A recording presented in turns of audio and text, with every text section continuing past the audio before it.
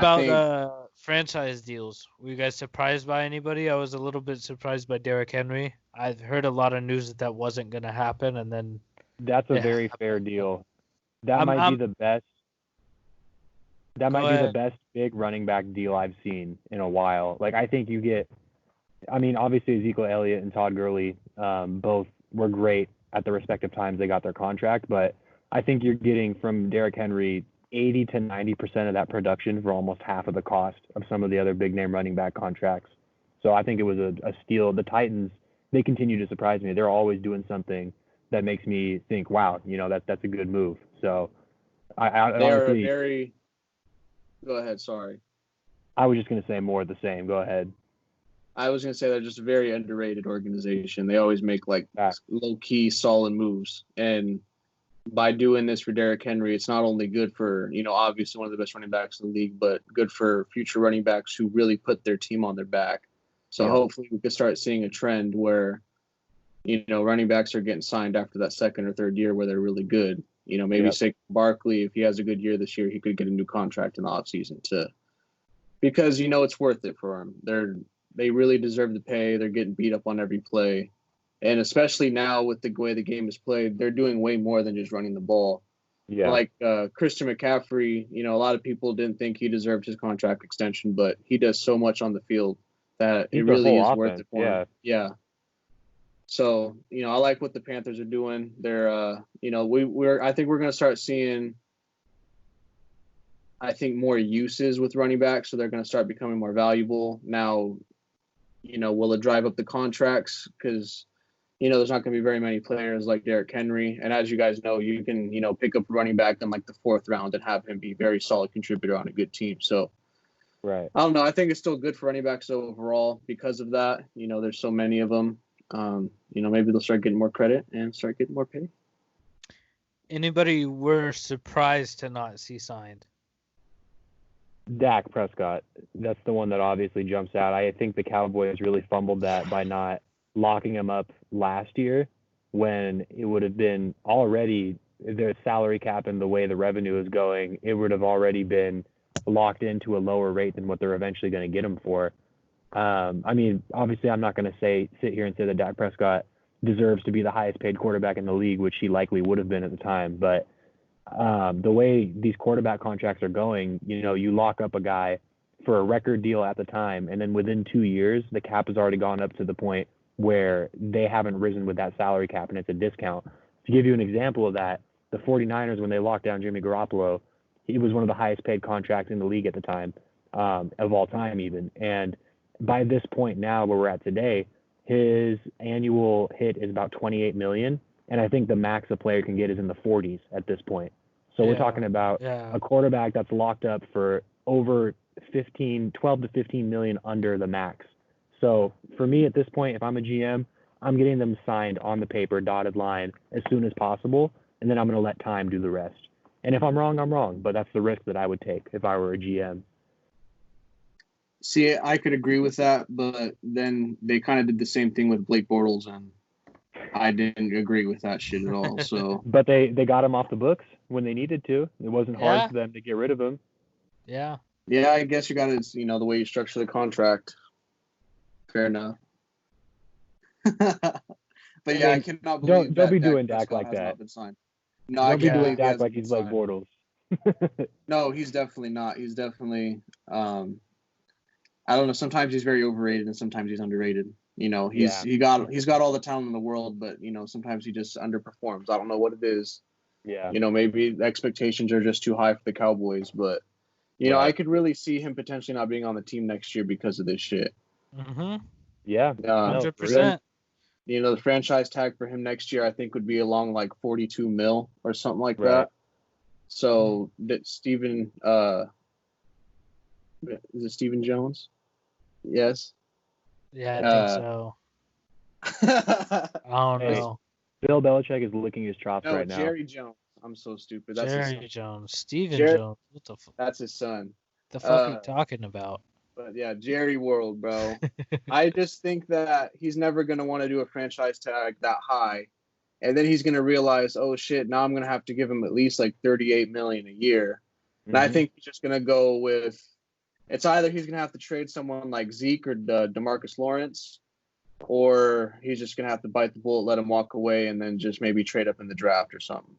Because he's a lot of people a lot of money. It's gonna be hard to maintain a good team if he's gonna pay him too. Mm-hmm. Definitely. I was a little bit surprised at Justin Simmons out of Denver after he had I think he had an All-Pro year. I know he was a Pro Bowler, but I'm pretty sure he was All-Pro 2 last year. Franchise him, couldn't come to terms on a long-term agreement. I was a little bit surprised by that. I definitely thought they'd lock him up. I follow the Broncos a little bit, but rumors say he's gonna stick around, and maybe next year they'll come to a deal. We'll see what happens. But yeah, I was a little bit surprised by that, and then definitely, I was blindsided by Dak. I really thought they would get that figured out, but Yeah. It is what it is, and I do think he'll probably be out of there next year. And I think, a couple teams that are really going to be benefiting from that. You might see the Bears come out and get a benefit from that. You might see the Bucks come out after this year with Brady, and I think he signed a 2-year, but anything could happen. The Saints, they need a quarterback after this year. Jameis is only on a 1-year deal, so we'll see what happens. But yeah, I was surprised by those guys for sure. Would you guys, if you were in Dak's position, would you sit out until a contract? I don't know how to answer that, man. I mean, the franchise is what, 40 million, 38 million at this point? It's like 35 right now, I think. Yeah. I'd say I'd play, man. That's too much money for me to forfeit. I mean, we saw Le'Veon Bell try that technique, and it didn't work out for him. He's a running back. We've also seen the other side of it too, with like Earl Thomas, where he played through it in a contract year, broke his leg. Yeah. Flipped off the fucking coach. Kind of tarnished his name a little bit. But quarterbacks retain their value more, though. If Dak goes out and tears his ACL, he's still getting a max or near max contract when he comes back from some team. It might not be the Cowboys, but somebody's going to give him, barring, a devastating injury, someone's going to come in and give him 20+ million if he risks it. You could see a team like Washington too going after, because if Dwayne Haskins doesn't work out this year, which I hope he does because I like Dwayne Haskins, but if he doesn't work out this year, I could see them definitely bringing in someone like Dak. And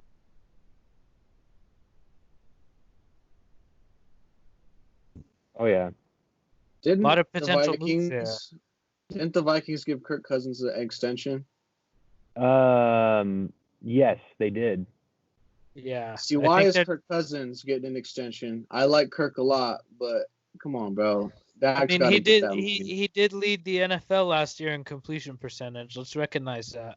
So did Sam Bradford way back when. I was going to say that if the Vikings didn't give him an extension, I thought that would be a great spot for Dak, but they kind of already ruined that. Well, and Stephon Diggs is gone now. It's going to be a different team this year for sure. Yeah. I don't think Dak's one of those quarterbacks though that needs like a big wide receiver. I think that's the problem with the Cowboys, is I think Dak's a very good like West Coast quarterback. I know he could throw it pretty deep, but you get him some slants, roll him out of the pocket, do drags across the field. Like you don't necessarily need Cooper for that shit. I don't know why they paid Cooper so early. I don't. I mean, I know he changed the dynamic of that offense, but I mean, Jerry's one of those guys who has a reputation of being a deal guy. He just gets deals done, even when you feel like you have no chance. He gets the deal done, and I don't understand why Amari Cooper went before Dak. I don't get that. I know he was up first, I guess, but I don't know. We'll see. We'll see how it plays out. And the thing that kind of bothered me about that contract too is it made me feel like Jerry's thought in his head, like, oh, I gave a first round pick for this guy. I got to pay him a good amount of money. Like, so I can't be stupid. Like, this guy has to be a franchise player. Right. So I understand, like, he definitely made a big difference, but I believe after that he became like the second highest paid wide receiver in the league. And just my opinion, I don't believe he's that. So, there's things like that I think they're going to have to iron out before they're good, because that seems to be a problem with the Cowboys, is they just want all this star power but don't necessarily think about the team. And then they went and spent a first-round pick on another wide receiver. So it was like, more weapons, I guess. But they could have maybe signed Cooper last year for a little bit less, and if he didn't want it, then trade him away for maybe like a third-round pick, and then you got CeeDee Lamb right in the first.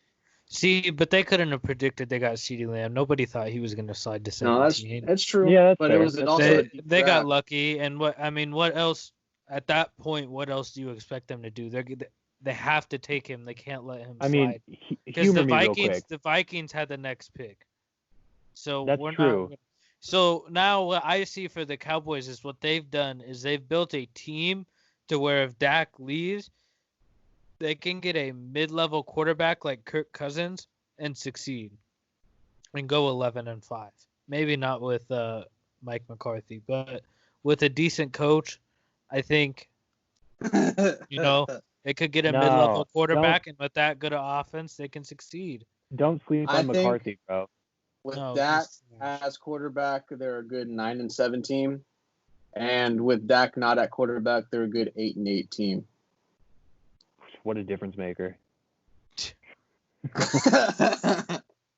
Listen, don't sleep on McCarthy. I'm not saying he's good. He's just not blatantly horrible like Jason Garrett. No. I'm telling you, this team was succeeding in spite of Jason Garrett for years. They're going to get a coach who, at bare minimum, is average. That's going to make a huge difference on that team. I'm telling you right now.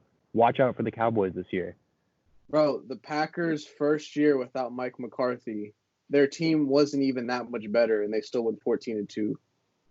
They were the most fake good team of all time. 12-4, my bad. You saw what happened to them in the playoffs. They were fake good. They had the lowest margin of victory out of any team in the playoffs, and when push came to shove, they were exposed. And I love the Packers. I love Aaron Rodgers. I'm not trying to be disrespectful, but it just is what it is. Bro, the Niners just run on the Packers in the playoffs. It's too much. They do. I don't know why, but I'll take it. Fuck you.